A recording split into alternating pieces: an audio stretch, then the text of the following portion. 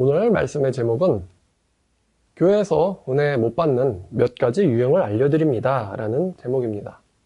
교회에서 은혜 못 받는 몇 가지 유형을 알려드립니다. 신앙생활을 말이죠, 제대로 하면 인생이 완전히 바뀌고 삶이 질적으로 완전히 달라집니다. 걱정, 근심이 있는 사람들, 그리고 기분이 우울한 사람들, 다운돼 있는 사람들, 슬픈 마음이 있다가도 슬픈 일을 겪은 사람도 완전히 다른 삶을 살게 됩니다. 저 같은 경우는 완전히 분노에 빠져가지고 매일매일이 원망스럽고 다른 누군가를 보면 굉장히 싫고 그랬었어요. 막 살아있는 것 자체도 너무 싫고 모든 게 싫은 상태.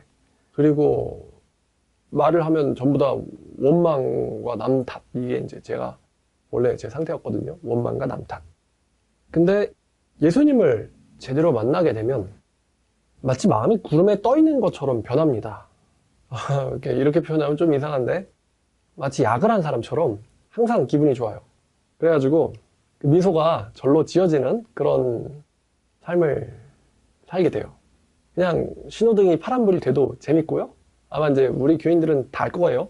비둘기만 봐도 재밌고 낙엽만 봐도 재밌고요. 하늘의 구름을 보거나 잡초를 봐도 즐겁습니다. 완전히 기분이 완전히 이상하게 바뀌어버려요. 너무 좋아졌다는 거죠. 자, 이 상태, 삶에 대해서 완전히 기뻐하고 즐기고 또 만족하는 상태, 이거를 절대적 평안의 상태라고 한번 이름 지어보죠. 절대적 평안의 상태. 제가 이 상태에 언제 돌입했냐면 이제 재수할 때 이렇게 돌입이 됐어요. 보통 재수생들 표정이 안 좋죠. 근데 저는 항상 이제 실실거렸어요. 야외 휴게소에서 하늘만 봐도 기분이 너무 좋고. 근데 사람들이 이제 쉬면서 하는 말들은 별로 좋은 이야기들은 아니죠. 되게 도서관이 좀 우울한 곳이에요. 완전 우울의 그 구름이 꽉 껴있는 곳이 바로. 이제 옆에는 막 학교라 가지고 깍깍깍깍 이러고 있는 이런 소리를 들리는데 도서관 자체는 완전 먹구름이 항상 껴있습니다. 근데 그런 데서도 미소가 절로 지어지는 거예요. 그러니까 뭐 취업준비생이라든가 아니면 뭐 재수생이라든가 뭐 그런 사람들이 예수님을 제대로 만나가지고 변한 상태에 돌입하면 너무 좋겠죠? 인생이 굉장히 즐거운데? 근데 말이죠. 아무리 교회를 다니고 또 교인들과 친분을 쌓고 아무리 또 설교를 열심히 집중해서 듣고 막 설령 이제 제가 설교하는 거를 거의 따라할 정도로 설교를 듣고 성경을 또 굉장히 많이 읽고 또 필사해도 제가 지금 있는 이 절대적인 평안의 상태에 다다르지 못하는 사람들이 있습니다. 어떤 유형의 사람들이 이런 사람들인지, 즉 교회를 아무리 오래 다니고 아무리 성경을 공부하고 아무리 성경을 읽어도 아무리 찬송을 해도 변하지 않는 사람들이 있어요. 어떤 사람들인지 제가 유형을 정리를 해봤습니다. 제가 요즘 나이가 아직 30대입니다. 아직은요. 근데 이 이단 상담을 하면서 제가 갖게 된 유익이 하나 있습니다. 이단 상담 굉장히 힘들어요. 힘든데 그래도 유익이 하나 있습니다. 그게 뭐냐면 굉장히 많은 사람들을 봤다는 거죠. 보고 만나고 대화하고 경험하고. 그래서 남들이 평생 동안 만날 수 없는 만큼의 사람들을요, 아주 단기간 안에 굉장히 많이 만나게 됐어요. 굉장히 다양한 인간 군상들을 경험을 하게 됐어요. 젊은 나이에 말입니다. 그래서 이제 보통은 사람들이 끼리끼리 어울려 사니까 30대는 30대 정도만 잘 알고 있고 20대는 20대 정도 잘 알고 있고 그렇잖아요. 근데 찾아오는 사람들이 30대, 20대, 10대, 40대, 50대, 60대, 70대 굉장히 다양한 연령대 사람들이 저를 찾아옵니다. 그럼 저는 굉장히 진지하게 상담을 하면서 그 사람들의 인생 안으로 들어가요. 그 사람들 인생으로 들어가서 그 사람들과 이제 교제를 하게 됩니다.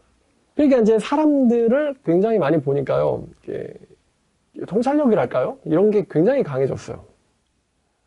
자, 제가 다 경험한 것들입니다. 경험한 것들이고, 없는 이야기 지어내서 하는 게 아니에요. 자, 첫 번째 유형이 이러합니다. 사람 보러 교회 온 사람입니다. 사람 보러 교회 온 사람. 크게 묶으면 사람 보러 교회 온 사람. 이제 대표적으로는 교회에 여자를 보러 왔다. 이쁜 여자 있나? 그리고 또 교회에 남자를 보러 왔다. 그리고 또 사람들을 좀 구경하고 싶어서. 아니면 이런 사람도 있어요. 이 사람 보러 온 사람들 계열 중에 자기가 혼자서는 굉장히 외로운 거예요. 그래서 교회 공동체에 가면 자기를 받아주니까 교회 공동체에서 외로움을 달래려고, 역시 이것도 사람 보러 온 경우에 해당하는 거죠. 뭐 남자나 여자 보러 온 건 아니지만 교회 공동체에서 자기의 외로움을 달래려고, 이래서 이제 교회 오는 사람들이 있어요. 이 사람 보러 교회 온 사람들, 요즘에 그 많은 이제 또 교회 또 청년들, 교회 이제 결혼 정년기에 접어든 청년들이 딱 이런 이유로 교회를 가죠. 뭐 대형교회 같은 경우는 특히나 이런 사람들 바글바글 합니다. 사람 보러 온 사람들. 뭐 또 뭐 요즘 보면 이제 뭐 돌싱들의 모임이 또 교회에서 잘 일어난다고 하네요. 물색하는 거죠. 자, 근데 이런 경우에 사람들이 잘 되는 경우를 못 봤습니다. 사람 보러 온 사람들의 특징이 어떠냐면요, 자기를 되게 잘 꾸민다는 거죠. 거치장도 굉장히 열심히 할 뿐만 아니라요, 자기가 되게 잘 되는 척을 합니다. 자기가 잘 되는 척을 해요. 다시 말하면 허세를 부린다는 거죠. 이런 사람들이요, 어떤 사람들은 굉장히 교묘하고 또 간교하게도 저급한 허세를 부리진 않아요. 저급한 허세를 부리지 않는 사람도 있습니다. 내가 말이야 뭐 얼마를 썼는데 뭐 이게 얼마짜리인데, 이런 저급한 허세를 부리지 않는 사람도 있습니다. 저급한 허세를 부리는 사람도 있지만요, 어떤 사람들은요 신앙생활에 굉장히 열심히 기도합니다. 이런 이거예요. 신앙생활에 굉장히 열심히 나를 보세요. 나 괜찮지 않아요? 교회에서? 나 같은 사람을 데려가면은 당신은 인정받을 수 있어요. 신앙생활에 굉장히 열심인 경우도 있고요. 이런 사람들은 신앙생활 자체가 정말 좋아서 열심히라기보단요, 특정 사람에게 잘 보이기 위해서 혹은 자기 이미지나 불특정 다수에게 보여지기 위해서 신앙생활을 열심히 하는 사람들이 있습니다. 그러니까 여러분 가끔 가다가 저 사람 신앙생활 굉장히 열심히 했는데 갑자기 사람이 뭐 교회에서 사라진다거나 돌변한다거나 그러면요, 아, 이 사람이 보여지기 위해서 자기를 꾸미는구나. 그러니까 교회에서 인정받는 사람들의 부류가 있어요. 목사님한테 인정받는 사람들의 부류, 또 교회에서 성도들한테 인정받는 부류. 그럼 그 인정받는 부류라는 그 카테고리에 들어가기 위해서 자기를 열심히 꾸미는 거죠. 아, 이 사람 정말 좋은 형제야, 좋은 자매야, 1등 신랑, 1등 신부감이야 라고 딱 좋은 이미지로 성도들이나 목사님에게 보여지려고 하는 사람들이 있습니다.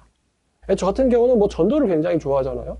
그러니까 전도를 굉장히 열심히 하고 잘하는 이미지를 구축하려는 사람들도 있다는 거죠. 자, 그런데 이런 경우는요, 이 사람들이 자기 마음에 드는 사람이 사라지거나 아니면은 자기가 꾸미던 어떤 이 계획의 수가 틀려버리면 결국 이 사람들은 교회를 나가게 됩니다. 처음부터 사람 보러 왔기 때문에 자기가 마음에 드는 사람이 사라진다라든가 아니면은 자기의 원하는 목적을 달성할 수 없다. 그러니까 이제 수가 틀리다고 얘기하죠, 이런 걸. 그러면 이제 돌변하거나 교회를 나갑니다. 이런 부류들의 특징이 뭐냐면 철새라는 거죠. 이 교회 가서 구경했는데 잘 안 됐네. 그럼 저 교회 가서 또 구경하러 가는 거예요. 이 교회, 저 교회 왔다 갔다 합니다. 첫 번째 부류예요. 사람 보러 온 사람들. 자, 두 번째 부류는요, 이겁니다. 두 번째 부류는 성공하고 싶어서 교회 온 사람들이 있습니다. 성공하고 싶어서 교회 온 사람. 그러니까 좀 저차원적으로는 성공을 하려고 뭐 하나님한테 복 받으려고 교회를 오는 사람도 있고요. 조금 더 교묘해지면은 하나님께 이쁨 받아야지 성공을 하지. 이런 식으로 약간 하나님을 이용해가지고 성공을 원하는, 그래서 교회 오는 사람들이 있어요. 이런 거예요. 자기가 열심히 신앙생활하면, 또 자기가 열심히 성경을 읽으면, 자기가 교회 활동 열심히 하면은, 뭐 전도 활동 행사에도 열심히 참여하면은 성공시켜주겠지, 하나님이. 하나님이 나를 성공시켜주겠지. 이 성공이 돈을 많이 버는 경제적 성공도 있고요. 또 명예, 이미지, 혹은 뭐 자기가 추구하는 권력, 뭐 사람 직군마다 성공해서 얻어지는 게 좀 다르잖아요. 돈을 많이 얻는 직업도 있고, 이미지를 많이 쌓아올리는 직업도 있고요. 또 연예인 같은 경우는 뭐 인기를 많이 쌓으면 이제 성공했다고 볼 수 있겠죠. 그러니까 꼭 돈만 원해서 교회 오는 성공을 원하는 그런 건 아니에요. 어찌됐든 자기 인생을 좀 더 이제 낮게 만들고 싶어가지고, 자기 인생을 낮게 만들고 싶어서 하나님을 찾아온 사람들이 있어요. 자, 이런 사람들도요, 성경도 읽고 교회 봉사도 굉장히 열심히 합니다. 전도도 막 열심히 해요. 근데 이 사람들의 특징이 뭐냐면 마음 자체에 집착이 있어요. 성공에 대한 집착이 있고, 또 타인과 자기를 비교해가지고 마음속에는 궁극적으로는 불만이 자리 잡고 있는 상태입니다. 근데 교회니까 이 불만을 대놓고 티를 내진 않아요. 잘 자기를 포장해요, 이런 사람들도. 마음속 내면에는 불만이 있고요. 더 심각한 경우에는 원망까지 들어가 있는 사람도 있어요. 왜 쟤는 성공하는데 나는 성공하지 못하지? 이러면서 주변인에게 원망을 하는 사람들도 있고, 또 더 심하게는 하나님에게 원망하는 사람도 있습니다. 그 사람은 성공하는데 왜 나는 성공 못하지? 그러면서 그 하나님 말이죠. 성공도 자기가 주는 거 아니면 되는 거 아닌 거 아닙니까? 이러면서 하나님 탓을 하기도 하고 하나님을 원망하는 사람도 있고, 이런 부류의 사람들이 있습니다.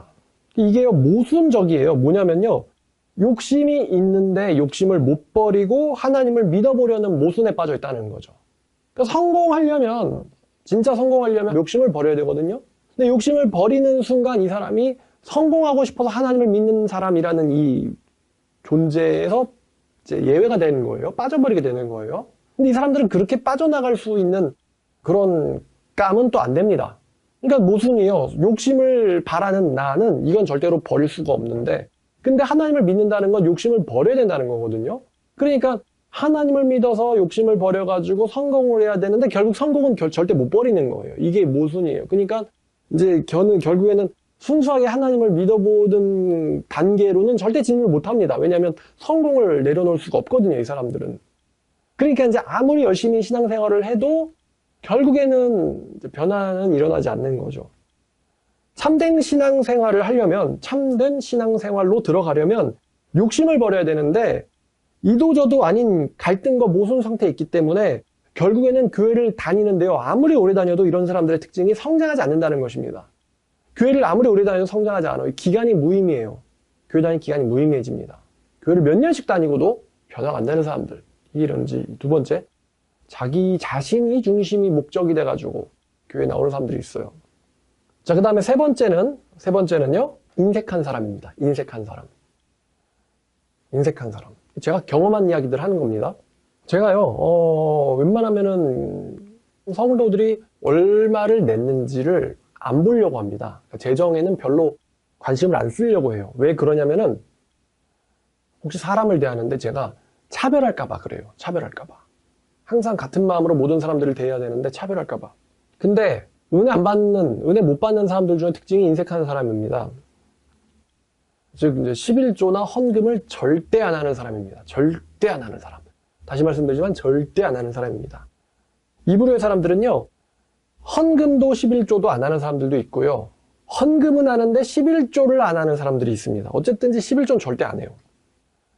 근데 반대로 11조를 할 줄 아는 사람은 당연하겠지만 헌금도 잘합니다. 제가 생각해도 직장인 월급의 11조라는 건 굉장히 크거든요. 커요. 10분의 1? 굉장히 큽니다. 근데 이거를 드릴 줄 아는 마음을 이미 갖고 있다. 그러면은 감사헌금하는 건 이 사람들한테는 사실 일도 아니에요.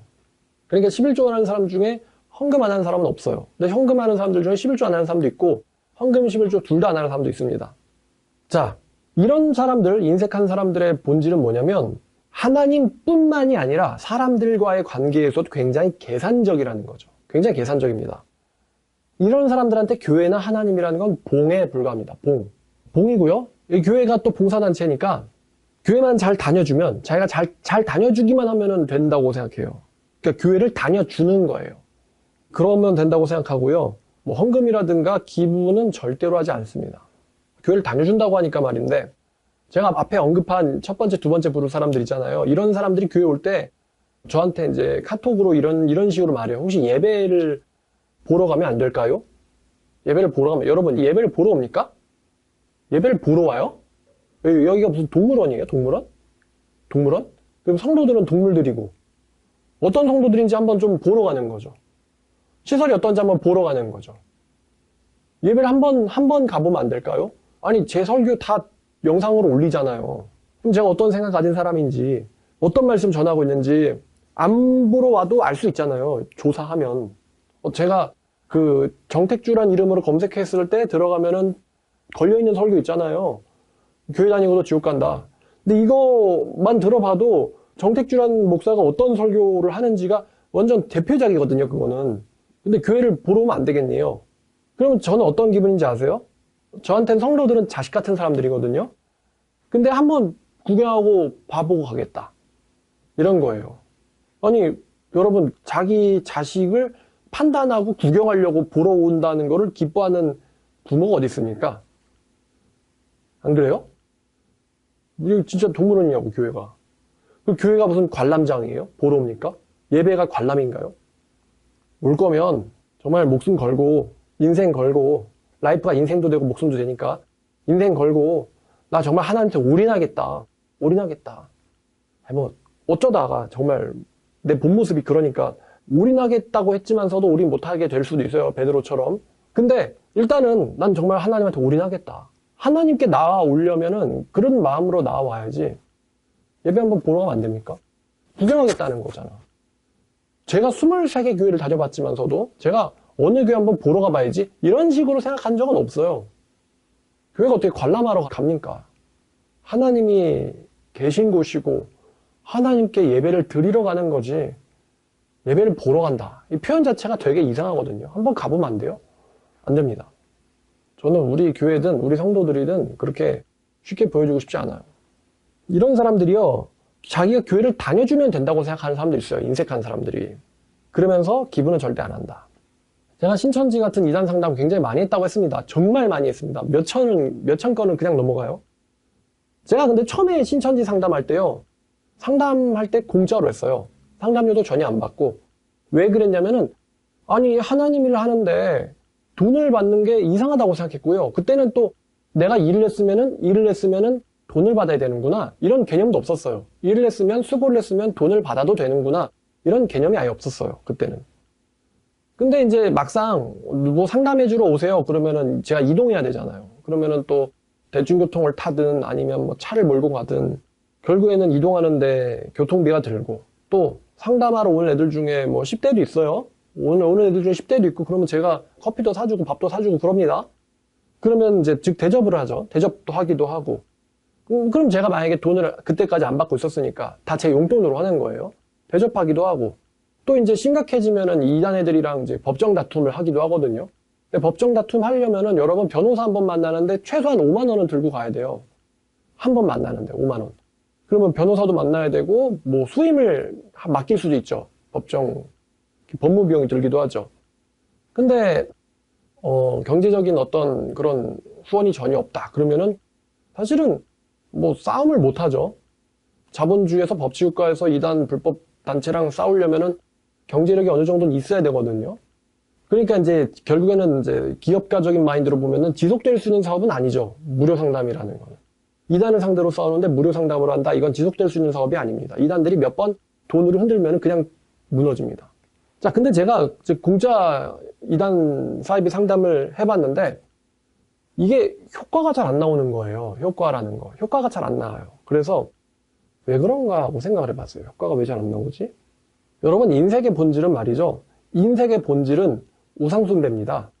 인색의 본질은 우상숭배예요. 여러분, 돈을 사랑하기 때문에 인색한 겁니다. 맞죠? 돈을 사랑하니까 인색한 거예요. 사람이 정말로 누군가를 사랑하면요, 지갑이 열립니다. 사람이 정말 자기가 좋아하는 일을 할 때는요, 돈을 아끼지 않습니다. 당장 밖에 나가서 봐도요, 10대인데 쟤는 분명히 돈을 벌어본 적 없는 애인데 요즘 담배값 5,000원 하잖아요? 담배는 펴요. 아니, 도대체 10대가 돈이 어디 있어가지고 담배를 피는 거지?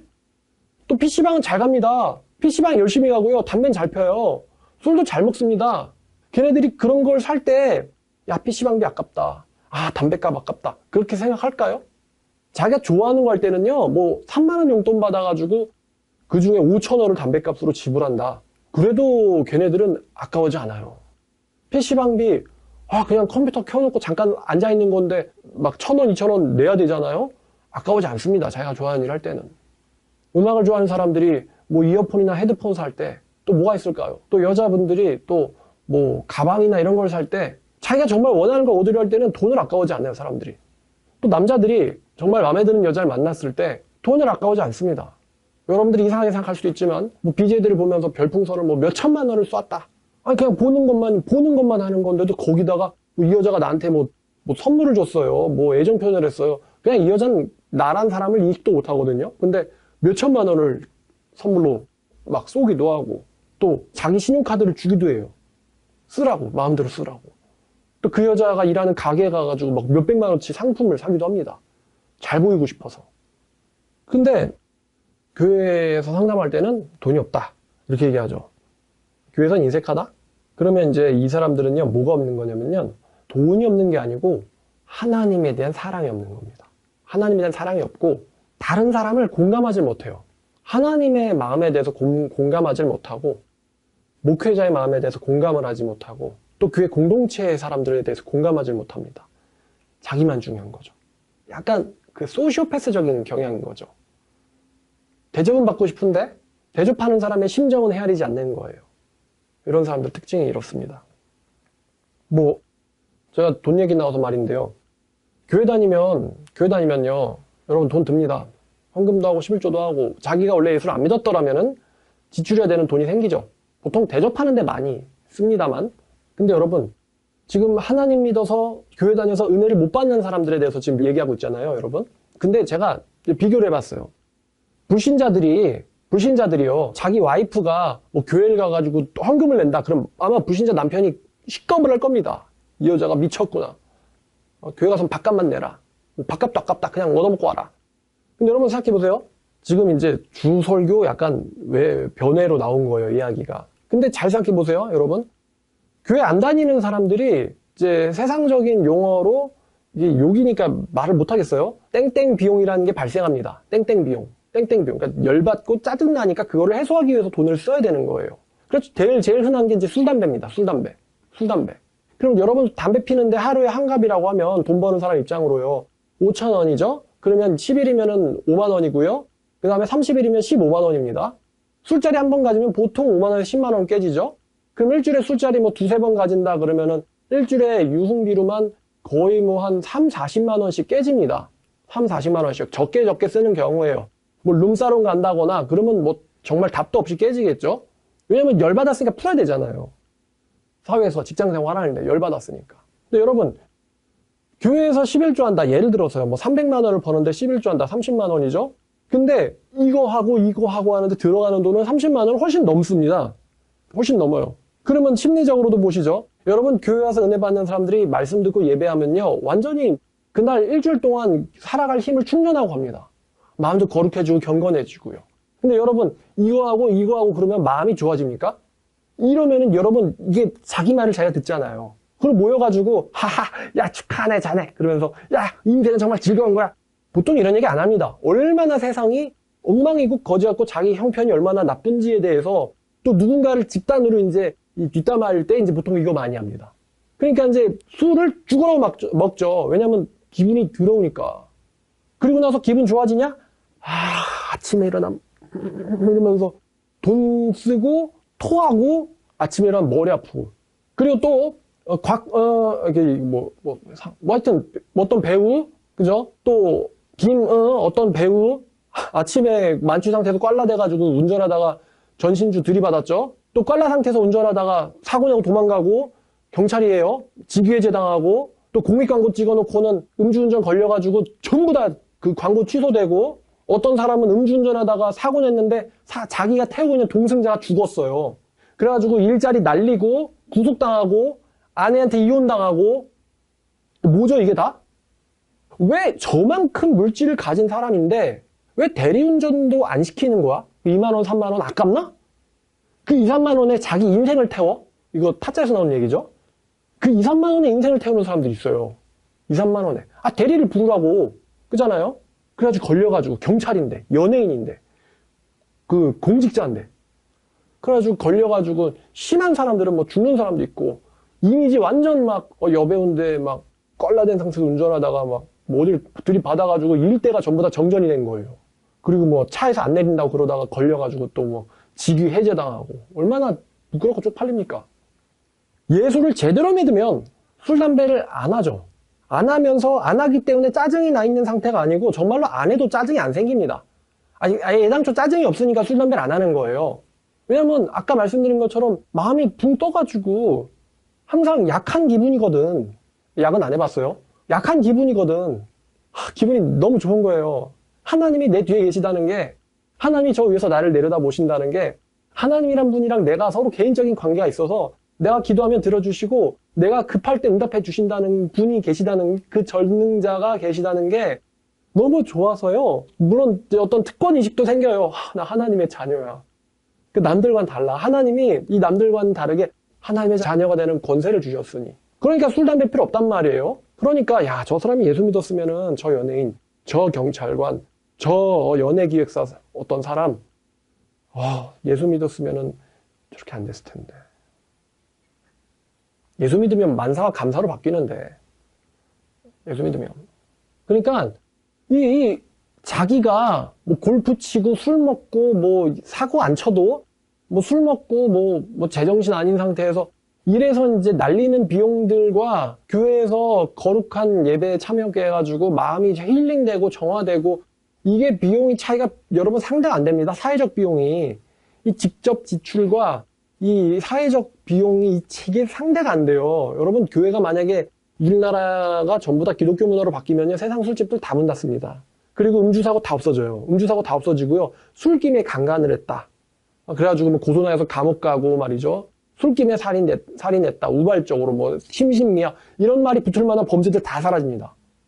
이게 비교가 안 된단 말이에요. 자기들이 여기서 아깝다고 생각하는 거랑 실제로 자기들이 화가 나가지고 지출한 비용이랑 그게 발생시킬 수 있는 사고들에 대해서 이게 비교가 안 된단 말이죠. 교회에서 예배 드리다가 울컥해서 홧김에 사고 치고 사람 죽이고 그런 일이 일어납니까? 절대 안 일어나죠. 자, 다시 돌아와서요. 다시 이제 설교로 돌아와서 이 인색한 사람들은요, 하나님에 대한 사랑이 없는 거예요. 남을 배려하지 못하고. 그런 사람은 다시 말하면 우상숭배자인 고로, 우상숭배자입니다. 우상숭배자인 고로 마음에 미련과 탐욕이 잔뜩 있어요. 미련과 탐욕이 잔뜩 있으면 행복할 수가 없죠. 행복할 수가 없습니다. 예수님이 이런 말씀하셨잖아요. 받는 것보다 주는 것이 복이 있다. 받기만 하려는 사람은 인색한 사람이겠죠? 근데 주는 사람은 베푸는 사람입니다. 베푸는 사람은 마음에 항상 평화가 있어요. 마음이 넓겠죠? 베푸는 사람인데. 형제님 이거 받으세요. 형제님 생각하면서 제가 준비했습니다. 자매님 이거 받으세요. 목사님 이거 받으세요. 그런 사람은 마음이 넓겠죠? 반대로 나한테 저거 왜 안 주지? 이런 사람은 딱 봐도 되게 옹졸해 보이지 않습니까? 그러니까 행복할 수가 없죠. 매당초 예수님이 나를 위해서 죽었는데 예수님이 나를 위해서 돌아가셨는데 예수님한테 하나님한테 옹졸하다고? 말이 안 됩니다. 이거는. 하나님이 우리를 구하려고 얼마를 지불했다고 생각하세요? 금괴 하나를 썼습니까? 하나님이 그 정도였겠어요? 하나님 우리 하나 구하려고 하나님한테는 나라 제국 하나 없애는 것도 일도 아닌데 하나님의 역사를 보면 근데 하나님 우리를 구하려고 자기 아들을 십자가에서 처형시켰어요. 우리를 구하려고. 그러니까 바울이 그런 말 하는 거예요. 아들까지 주셨는데 어찌 모든 걸 주지 않겠냐 하나님이. 하나님 우리를 위해서 아들까지 주셨는데 그와 함께 모든 걸 주지 않겠느냐. 그러니까 예수님도 그러잖아요. 믿음이 적은 자들아 그러면서 그런 거는 불신자나 구하는 거다. 너희의 하늘아버지 천부께서는 너희에게 이런 것이 있어야 될 줄 다 아시느니라. 그러므로 너희는 그의 나라와 그의 의를 구하라. 그러면 그가 너희에게 필요한 모든 것을 다 더하시리라. 아버지는 그것들이 너에게 있어야 함을 아시느니라. 예수님이 그렇게 말씀하셨거든요. 하나님 절대 인색한 분이 아니다. 하나님의 것을 구하면 하나님은 너에게 너무나 많은 것을 주신다. 예수님도 그렇게 얘기했어요. 자, 이 인색한 사람들은요, 마음속에 행복이 없고 역시 이 사람들은 교회를 다니는 기간만 늘어나지 변화는 안 됩니다. 실제로 경험한 거예요. 헌신적인 사람이 신앙생활도 잘합니다. 그리고 자기의 목적도 결국 달성하게 됩니다. 사람인지라 하나님을 사랑하지만 바라는 게 있을 수 있어요. 하나님 내가 이렇게 됐으면 좋겠어요. 근데 하나님 잘 믿는 사람들이 결국에는 그 목적에 달성하죠. 반대로 인색한 사람들은요. 신앙도 못하고요. 뭘 하든 실패합니다. 뭘 하든. 신천지에 빠진 사람을 구출하는 거든 신앙으로 평안을 얻으려 하는 거든 뭐든 인색한 사람은 다 잘한대요. 제가 그 신천지 상담하면서 인색한 사람들을 보면은 한번 좀 설명해 줄게요. 구체적으로. 얘네들이요. 그 이단 상담하는데 인색하다. 얘네들이 되게 어리석은 계열이거든요. 어리석은 계열이에요. 어리석은 계열. 왜 어리석냐면요.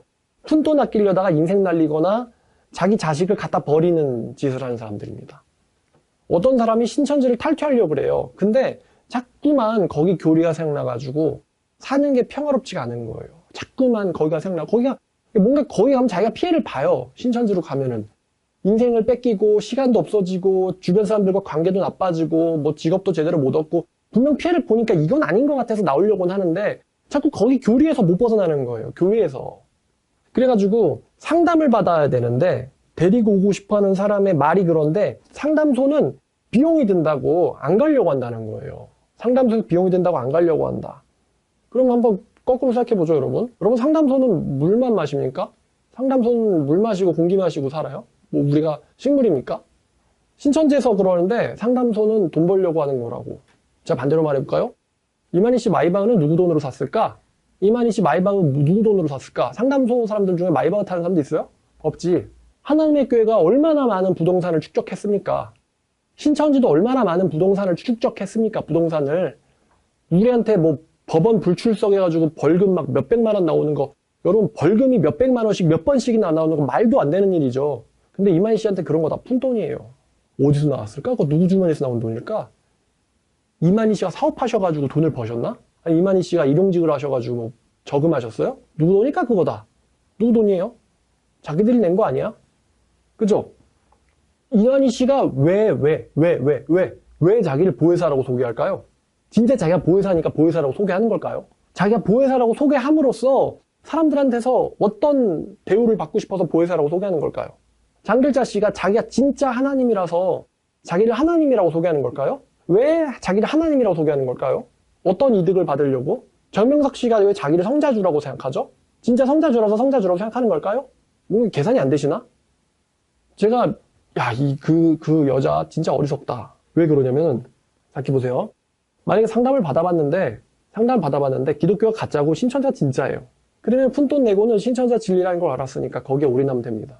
근데 상담을 받아봤는데 자기가 느끼고 있던 것처럼 본능적으로 느끼고 있던 것처럼 신천지가 가짜입니다. 그러면 상담소 사람들은 착한 사람이에요? 나쁜 사람이에요? 착한 사람이죠. 그럼 얼마든지 착한 사람들한테 기부하고 또 자기 정신 치료받고 자기 영혼 치료받고요. 자기 인생 되찾고 복음 배우고요. 구원받아서 천국 가면 됩니다. 근데 그게 싫다. 그러면은 푼돈 아끼다가 인생 패인되고 인생 망가지고 지옥 가면 됩니다. 지옥 가면 돼요. 그리고 그런 마인드를 가지고 상담소를 오는 사람들은 하나님 말씀도 상담도 마음속에 잘 박히지를 않습니다. 말씀이 안 박혀요. 그런 애들 마음에는. 인색한 애들 마음엔 말씀이 안 박힙니다. 그러니까 푼돈에 자기 인생 태우는구나. 저 그런 사람 많이 봤거든요. 푼돈에 자기 자식을 날리는구나. 자식 키우는데 들어간 비용이 얼마나 들까요? 여태까지. 성경 구절 두 군데만 볼게요. 고린도후서 9장 5절부터 7절까지입니다. 자, 고린도후서 9장 5절부터 7절까지. 그러므로 내가 이 형제들로 너희에게 가서 너희가 전에 약속한 연보를 미리 준비하게 하도록 권면하는 것. 바울이 그래요. 연보를 준비하도록 권면하는 것이 필요한 줄로 생각한대요. 목사님 돈 얘기하시는 거예요? 바울도 돈 얘기했어요. 필요한 줄 생각하노니 이렇게 준비하여야 참 연보답지 억지가 아니니라. 억지가 아니니라. 이것이 곧 적게 심는 자는 적게 거두고 많이 심는 자는 많이 거둔다 하는 말이로다. 각각 그 마음에 정한 대로 할 것이요 인색함으로나 억지로는 하지 말지니 하나님은 즐겨내는 자를 사랑하시느니라. 다시 말하면 믿음 만큼 내세요 이런 거예요. 믿음 만큼 내세요. 자기가 믿음 가진 만큼 내세요. 억지로 믿음 없는데 많이 내지 말고 믿음 만큼 내세요. 하나님 즐겨내는 자를 사랑하시느니라. 근데 요 즐겨내는 자를 사랑한다 앞에 보면요. 적게 심는 자는 적게 거두고 많이 심는 자는 많이 거둔다. 하나님에 대해서 인색한 사람은요. 하나님도 인색하게 복 주십니다. 하나님에 대해서 풍부한 사람은 하나님도 풍성한 복을 주십니다. 예를 들어 볼까요? 제가 일론 머스크나 빌 게이츠를 만나는데 빌 게이츠나 일론 머스크한테 필요한 걸 제가 줘야 되는데 굉장히 인색하게 줍니다. 인색하게 갑부들을 대접한다면은 갑부들이 이제 저한테 리턴 돌려줄 때요. 갑부한테서 야 좀 더 줘 그러면은 그게 조금 수준이 아니겠죠 그 사람들한테서. 근데 하나님한테 인색하게 군다 바보 같은 거죠. 왜냐면 하나님은 얼마든지 모든 걸 다 줄 수 있거든요. 돈뿐만 아니라 인생도 바꿔줄 수 있고요. 원하는 어떤 거든 하나님 주실 수 있거든요. 하나님이 다윗한테 너에게 필요한 걸 다 줬다 그런 식으로 말씀하셨어요. 왕권도 주었고 아내도 주었고 또 종도 주었고 병사도 주었고 친구도 주었고 너에게 필요한 걸 다 줬다. 다윗이 하나님한테 인생 걸었으니까. 자, 그래서 하나님은 즐겨내는 자를 사랑하시고 또 성경이 그 앞절에서 말하기를 뿌린 만큼 거둔다. 뿌린 만큼 거둔다라고 말하고 있습니다.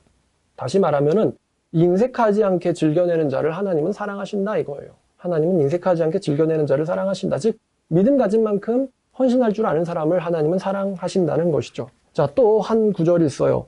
누가복음 21장 1절부터 4절까지 있는 이 과부의 두 렙돈 유명한 이야기입니다. 자, 예수께서 눈을 들어 부자들이 헌금함에 헌금 넣는 것을 보시고 또 어떤 가난한 과부가 두 렙돈 넣는 것을 보시고 이르시되 내가 참으로 너에게 말하노니 이 가난한 과부가 다른 모든 사람보다 더 많이 넣었도다. 이 사람들은 풍족한 중에서 자기 헌금을 넣었거니와 이 과부는 가난한 중에서 자기가 가지고 있는 생활비 전부를 넣었느니라. 여러분, 제가 사람 볼 때요, 제가 그 사람이 얼마나 했는지 별로 안 하려고 한다고 하죠. 여러분, 없는 중에서 희생한 사람이요, 사실 이 사람이 마음에서 굉장히 상당 부분을 하나님께 드린 거거든요. 이런 사람들은 말씀 잘 받고요, 말씀이 정말로 주렁주렁하게 열매를 맺습니다.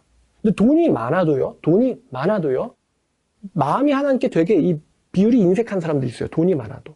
이 사람들은 교회 재정의 상당 부분을 담당합니다만, 근데 실제로 본인들은 은혜를 잘 못 받습니다. 이게 아이러니한 부분이에요. 마찬가지예요. 부자가 하나님한테 돈 많이 냈다? 근데 그 사람은 마음이 하나님한테 안 가 있어요. 근데 과부가 두렵돈 내는 거 보시고 예수님께서는 이 과부는 하나님한테 온 마음이 가 있구나. 자기 재산 중에 얼마, 이 비율을 넘어서요, 마음이 하나님한테 굉장히 많이 가 있구나. 그러니까 이제 헌금할 때 부자는 헌금하고도 예수님한테 인정 못 받는 거고요, 과부는 헌금할 때 예수님한테 인정받는 거예요. 왜냐면 마인드가 하나님한테 진심이기 때문에.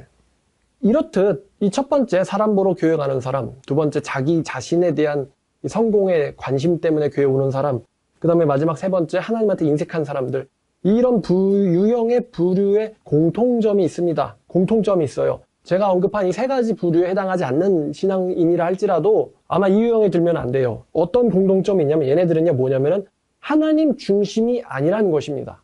사람 때문에 교회 왔어요, 내가 잘 되기 위해서 교회 왔어요, 저는 하나님한테 인색합니다, 우상숭배자예요, 뭐가 되든 이 사람들의 공통점은 하나님 중심이 아니라는 거, 그리고 하나님의 말씀 중심이 아니라는 것입니다. 다시 말하면 순수하지 않다는 거죠. 순수하지 않아요. 순수하지 않은 사람은 교회를 백날 다녀도 인생이 안 바뀝니다. 처음에 언급한 절대적 마음의 평안의 상태에 결코 도달할 수 없습니다. 순수한 마음이 아닌 사람들은 절대적 마음의 평안의 상태에 도달할 수 없습니다. 하나님은요, 바보가 아니십니다. 하나님은 호구도 아니세요. 하나님은 사람의 마음의 중심을 꿰뚫어 보시는 분입니다. 제가 사람들 상담하느라 몇천 명 봤다고 했죠. 가볍게 하는 게 아니라 그 사람들 상담을 통해서 그 사람들의 인생을 알아내고 또 그 사람들의 말과 눈빛과 행동을 통해서 그 사람들의 속을 뚫어봅니다. 저도. 하나님은요, 하나님은 사람을 만들었어요. 하나님이 이성을 만들었고, 하나님이 뇌를 만들었고, 하나님이 마음을 만들었고, 하나님이 영혼을 만들었습니다. 근데 하나님을 이용해 보겠다고 이게 가능이나 할까요? 하나님을 이용해 보겠다, 교회를 이용해 보겠다는 건 하나님을 이용해 보겠다는 거거든요. 뭐 이용하겠다라는 마음까지는 안 먹었어도 결국 하나님 이용하려고 교회 오는 거예요. 근데 과연 하나님이 그거를 못 들어보실까요? 내가 순수하지 않으면서 신에게서 빼먹을 것만 빼먹고 이용하겠다, 그게 과연 가능하겠냐 이거죠. 하나님이 사람을 만들었는데. 정말 경력이 많이 있는 노련한 검사나 형사가 범죄자들이 말 이상하게 비트는 걸 못 잡겠습니까? 아, 얘 거짓말하는구나 이러려고. 마찬가지로 하나님께서 우리를 보고 우리의 속마음을 못 들어보실까요? 하나님은 아무도 이용할 수 없고 하나님은 이용당하시지도 않는 분이십니다. 하나님에게 나갈 때는 순수한 마음으로 나가야 합니다. 그래야 복을 받고 인생이 바뀝니다. 반대로 순수하지 않은 마음으로 하나님한테 나갈 때 성경에 보면은 본전도 못 찾고 죽는 사람들이 있어요. 아나니아와 삽비라라든가 돈 내다 죽었죠. 어이없는 죽음입니다. 또 홈리와 비느하스라든가 괜히 예배 한번 집도해 보려고 하다 죽었어요. 하나님께 나갈 때는 순수하지 않은 마음으로 나갔다가 본전은커녕 목숨 날리는 사람도 있습니다. 하나님이 요즘에는 목숨을 날려버리진 않아요. 너 예배할 자격이 없네? 죽어! 이렇게 하시진 않지만 하나님께서는 그 사람들의 인생을 폐기 처분하십니다. 또 그런 사람이 있구나. 하나님은 우리의 마음을 받으세요. 특히 성경에 있는 단어를 가져오면 하나님이 우리에게 원하는 건 전심입니다. 전심. 전심이 뭐죠? 한자어잖아요. 전심. 전심이 무슨 뜻입니까? 온 마음이죠. 온 마음. 제가 하나님 만났을 때 딱 눈에 들어왔던 말씀 중에 하나예요. 예레미야 29장 12, 13절입니다. 하나님 이런 사람 원하시는구나. 또 하나님이 이런 사람을 만나주시는구나. 이런 사람들이 하나님을 뵙고 하나님을 아련할 수 있구나. 29장 12, 13절. 너희가 내게 부르짖으며 내게 와서 기도하면 내가 너희의 기도를 들을 것이요. 굉장히 복받은 사람들이죠. 하나님이 내가 너희의 기도를 들어주겠다. 내가 와서 부르짖으면 내가 그들의 기도를 들을 것이요. 그 다음 절, 너희가 온 마음으로 나를 구하면 나를 찾을 것이요. 나를 만나리라. 조건절이죠. 조건절. 그러면서 약속이기도 합니다. 약속. 너희가 온 마음으로 나를 구하면 나를 찾을 것이요. 나를 만나리라. 이게 무슨 말이죠? 오, 하나님 아니세요? 이렇게 만난다는 걸까요? 지나가다 하나님이잖아. 깜짝 놀랐네. 하나님 본 적이 있어야 근데 하나님을 구별하죠. 하나님 만난다는 게 무슨 뜻입니까? 그 사람의 마음속 가장 깊은 곳에 있는 소원을, 마음속 가장 깊은 곳에 있는 소원이 응답된다는 거예요.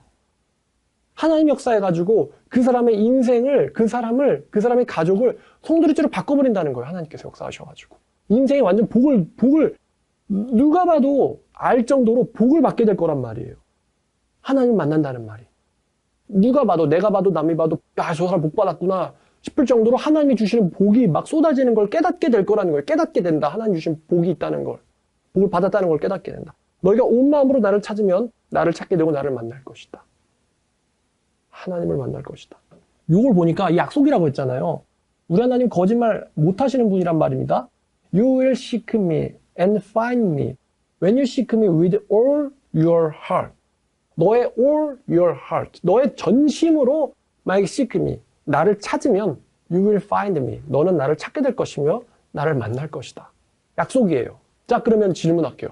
어떤 사람이 하나님을 못 만난다. 자, 이 말씀이 폐기 처분됐으니까일까요? 아니면 그 사람이 온 마음이 아니기 때문일까요? 저는 어떻게 믿었느냐? 하나님 못 만난다면 그거는 하나님 문제가 아닙니다. 나의 문제죠. 내가 전심이 아니구나. 아직 만나주실 마음이 안 됐구나, 내가. 나에게 문제가 있는 거예요. 전심으로 내가 하나님 찾는다. 전심이 되면은 하나님이 짠 하고 바로 나타나진 않아요. 하지만 전심이 되면요, 하나님께서 지켜보시다가 얘가 전심인가를 기다리시다가 분명히 만나주십니다. 분명히 만나주세요. 끝내는 만납니다. 끝끝내는 만납니다. 하나님께 온 전심이면 끝끝내는 만납니다. 다시 말하면 하나님께 온 마음이 헌신됐으면요, 제 경험상 시간적으로 석 달, 6개월 안에는요 변합니다. 그 사람. 석 달에서 6개월이면 그 사람 변해요. 그 사람 변하는 게 보여지고요. 그 사람도 변한 게 느껴집니다. 하나님 만나서 마음이 변했다고. 3개월, 6개월도 안 걸려요. 하나님 만나서 변하는데. 하나님 만나준다고 약속했으니까 내가 전심만 되면 되는구나. 내가 전심만 되면 되는구나. 이게 제가 그때 생각했던 거예요. 내가 전심만 되면 하나님 만나는구나. 그래서 시편에 이 전심이란 말이 굉장히 많이 등장합니다.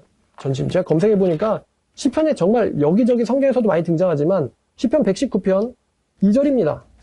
여호와의 증거들을 가지고 전심으로 여호와를 구하는 자는 복이 있도다.